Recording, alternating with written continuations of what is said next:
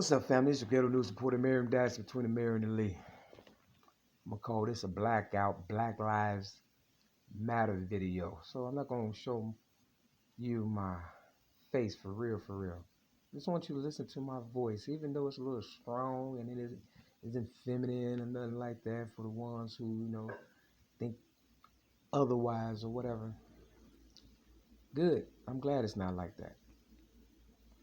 You understand what I'm saying? That way you can understand the words that are coming out of my mouth. Okay. Now, I got this problem with this certain so-called security guy, which there is no security in my building. It's a takeover and stuff, and his name is Victor. Victor. I don't know what his last name is, but I know must be, doing more than being a security guard, because every time I leave this motherfucker trap house where I'm at, this will get on news reporter, Mary Dash 20 Mary Lee. Today is still supposed to be Michael Jackson's birthday, August 29th, 2020. Either way, back to what I was saying. Every time I leave this trap house I'm at in Chicago, on the southeast side, I'm always confronted with some trouble. Because my every move is a calculated step. You understand what I'm saying? Now I could be on the top of the mountain. Just think about it.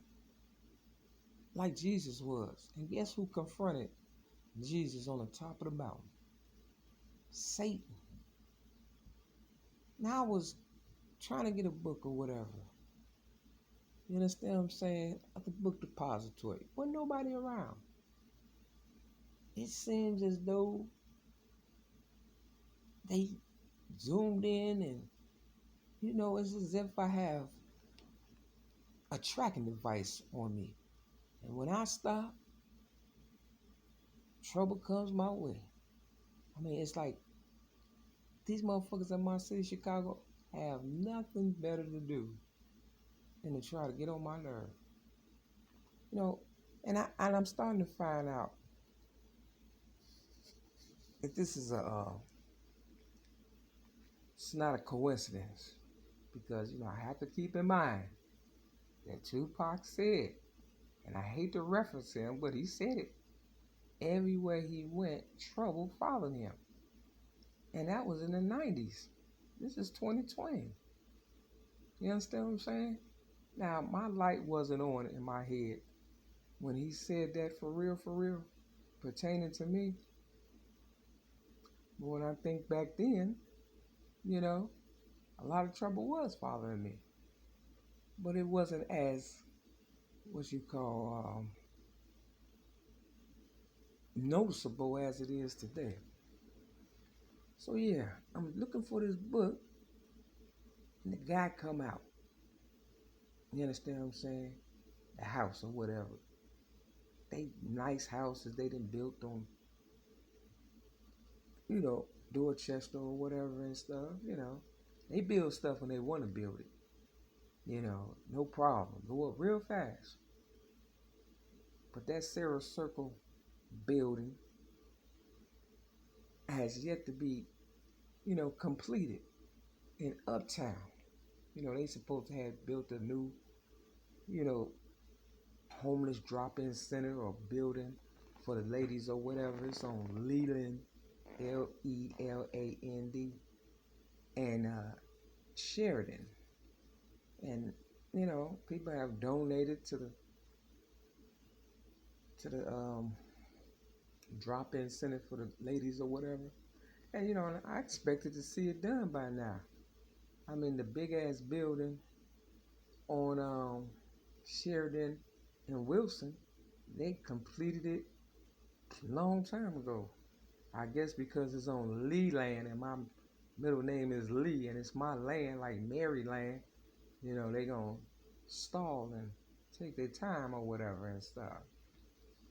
So yeah, they build stuff what they want to build quick, fast, and in a hurry. But when it comes to the ladies and doing stuff for us, they take their time. So yeah, I remember now that I'm talking about Uptown, being in a program called Breakthrough Urban Ministry, and they threw me in that little area or whatever and stuff. And it was this big guy in there. He used to, sell weed and stuff, marijuana. And of course, I wasn't buying this shit. And because I guess I wasn't a client, they found a way to get me about that motherfucker with a lease. Now here is that there's not supposed to be any drug dealing or nothing. Now when I went to the one in Uptown, they didn't say anything about they don't do drugs and stuff like here. But here where I'm at, a government program, Feather Fits, they made it a note to tell me, that this is a drug-free environment because, I don't drink drugs, smoke, or fornicate. Now, I like saying that because it sounds good coming out of my mouth, but also it's true. So, this so-called security guard, Victor, you understand what I'm saying? Every time I leave this motherfucker or on my way back, I seem to have a real problem. Now back to the book depository box and the guy coming out his nice house, getting in his nice truck, and I didn't say anything to him. I'm looking, in the book depository box for a book and, just trying to do me, the ghetto news reporter, Mary Dash, to the Mary and Lee, to see what I can come up with that's going to keep these niggas from trying to choke me and hit me like, Victor threatened me. I said, that's twice now you didn't threaten me, because he told me he'll choke me and he'll beat me up and all that. And I'm like, wow, this motherfucker, he think he's Superman or something. You understand what I'm saying? For real. That's why, you got to keep you ladies, some mace for these dogs and shit, and, some hot water, some grits, like, they gave to Al Green when he tried that shit with a lady, and next thing you know, his ass was, crying out for the Lord and shit, and bought a whole goddamn church for $300-something million. You understand what I'm saying? Because, they underestimate us and shit. So yeah, he has threatened me a couple of times. But back to the book in the book depository box or whatever and stuff. So the guy, he came out, young guy or whatever, from his nice house and got in his nice truck. And, they want me to feel jealous some kind of way or look at them like they all that and shit, But I've had cars, clothes, and money, and, I've driven new trucks and things all kind of, so that doesn't bother me. You understand what I'm saying? Even though I know I am entitled to all that, but because they are blocking me from my blessings, and the police stole my car for real and my everything May 31st, 2008 for something I did not do, disarmed a police officer, something I wish I would have done. Otherwise, this shit would have been over a long time ago. I don't mean to digress, but, let me get back on track. So because I did not say anything, dude kind of lingered around. And next thing I knew, this girl, and I knew it was going to be a problem because I'm on my bike, and I'm just doing me. Nobody else is around. And here she come walking down the street with her dog. And I'm like, wow, you understand what I'm saying? I'm almost putting my motherfucking book into my book bag and stuff, that I got from the free book depository box. Next thing I know, by the time I'm almost done tying up my book bag on my bike, she just stops right where I'm at. Instead of steady going, she just stopped. And the dog stops and she just started barking and stuff. So I pull out my mace, because I'm like, now, it doesn't look like you're going to keep going. And I'm not finna get bit by no hound dog or whoever the fuck that mutt is and shit. I didn't say all that. I just let her know in a nice way, you know. Now you can keep barking if you want, and you can keep stopping and make it seem like I'm the problem when I'm not. I'm minding my business. But like I said, everywhere I go, trouble follows me, and I know why. Because Victor, with his dreadlock, bumba clock, you know, weed smoking, selling, whatever the fuck he do other than security, you know, is a problem.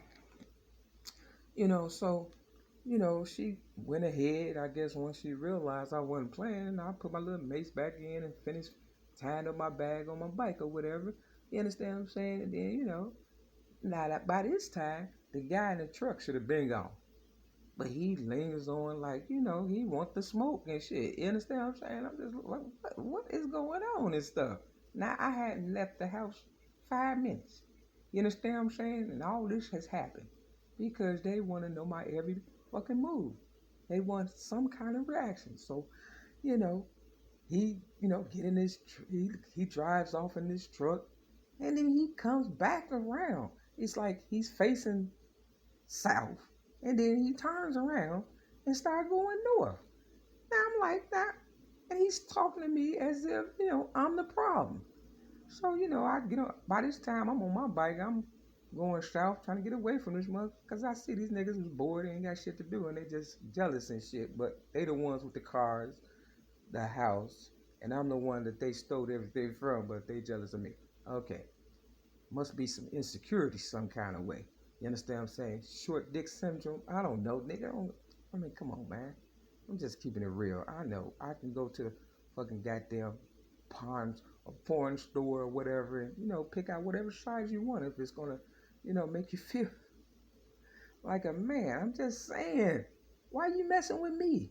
So I go. I'm trying to, you know, go someplace. I'm in traffic, you know, waiting on the light to change on Stony Island. It's a busy street. I had no choice but to cross over and shit. You understand what I'm saying? To get where I'm trying to go, right?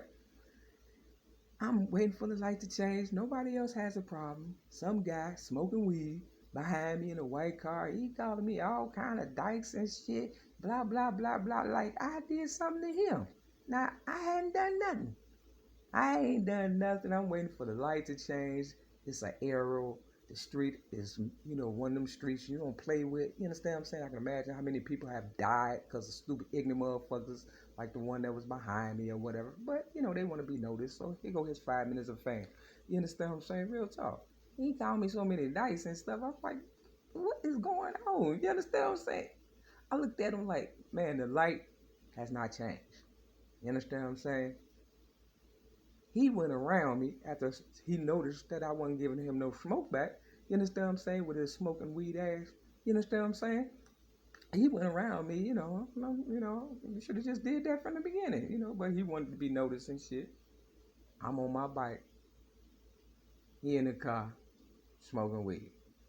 So I said all that to say this. Every time I'm leaving or trying to come back to this motherfucker, guess what happens? By the time I hit my door, my neighbor across the hall from me is lit up like a Christmas tree, the hallway, from weed smoke. You understand what I'm saying?